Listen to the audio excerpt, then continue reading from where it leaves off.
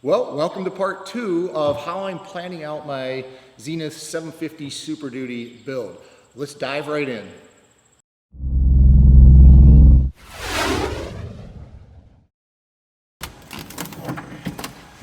All right, let's talk about wiring. Now, most of my wiring job is fairly neat. I could have done a better job, but what drives me nuts is the wiring behind the center console here.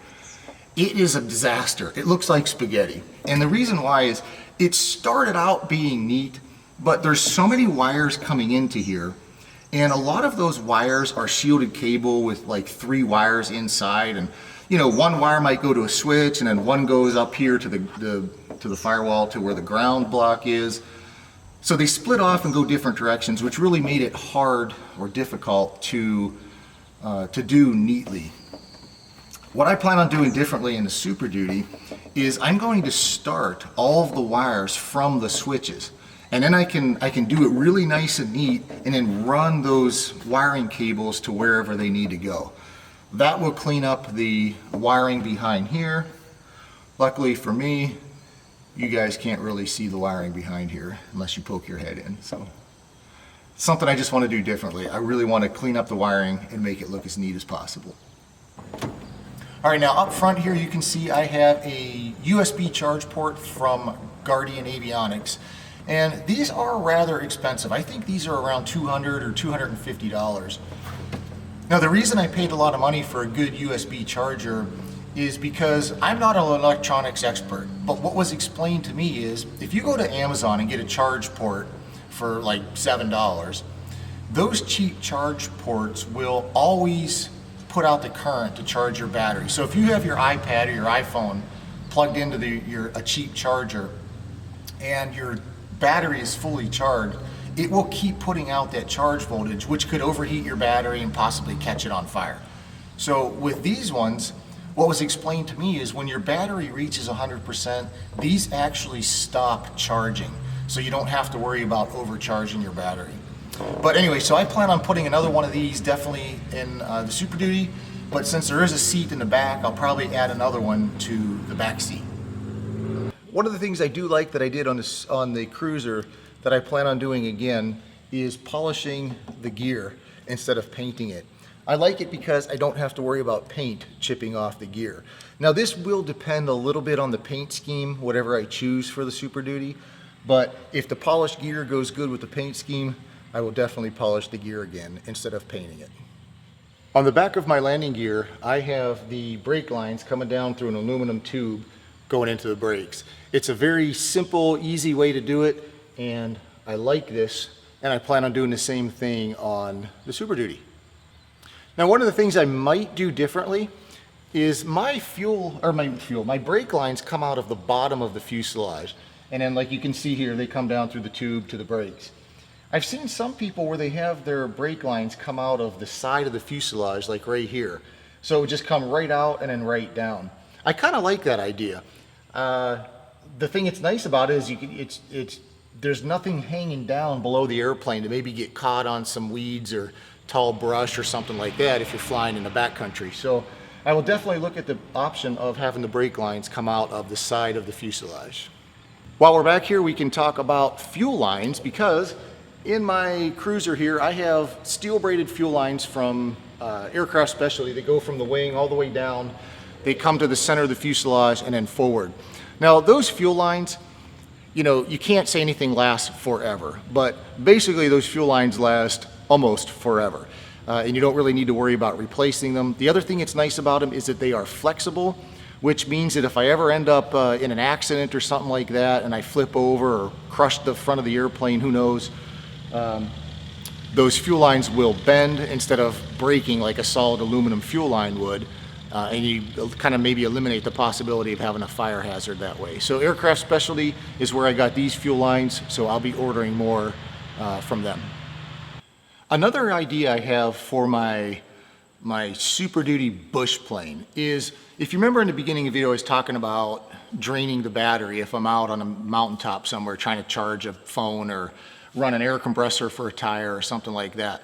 One of the things I thought about doing is back here behind the baggage compartment or somewhere where it's not visible, maybe mounting a separate battery. And that battery would be just dedicated to the USB chargers, maybe a 12-volt cigarette lighter adapter. And that way, if I am out in the bush and I need to charge something or run an air compressor or whatever, even just to, to blow up a mattress or something like that, I'd have a separate battery for that, and I wouldn't have to run that power off the ship's battery. So I wouldn't have to worry about draining the battery 3 or 4 days later when I want to take off from that mountaintop. So I wanted to tell you something else I'm thinking about. Now this one is a little bit of a structural mod, so I wouldn't do this unless it was approved by Zenith, but I don't think it would be a problem because the 601 or the 650 has kind of the same thing. But what I'm thinking of is, obviously flying out in the backcountry, you're always going to have rags and probably an extra quart of oil and maybe, oily rags. Wouldn't it be cool if you could take a section of the wing and maybe hinge it right here so a section kind of opens up like a storage locker, and then you could put oil and rags and stuff in there, push it closed with maybe some thumb screws or something like that. Then you just wouldn't have like extra oil and rags and stuff inside the airplane.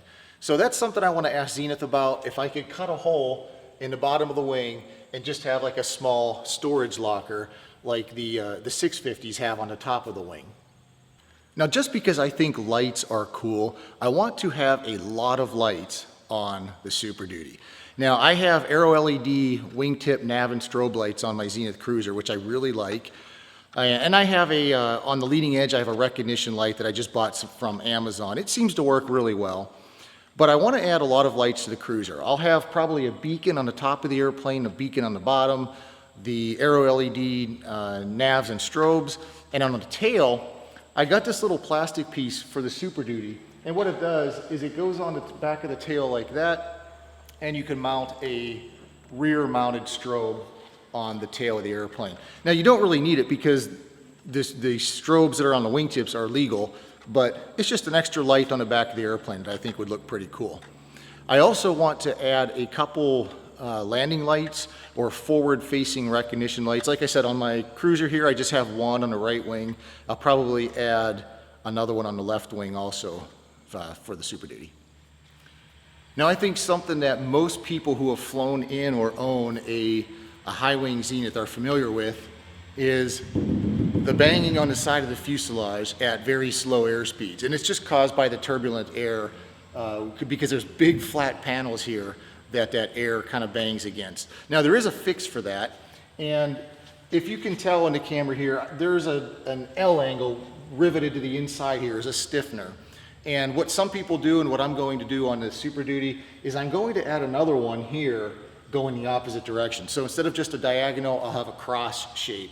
And what that does is this whole big section here that's kind of left unsupported now will have another L angle support in it. And hopefully that will cut back on that banging noise. Now, that noise doesn't affect anything. It doesn't hurt the airplane.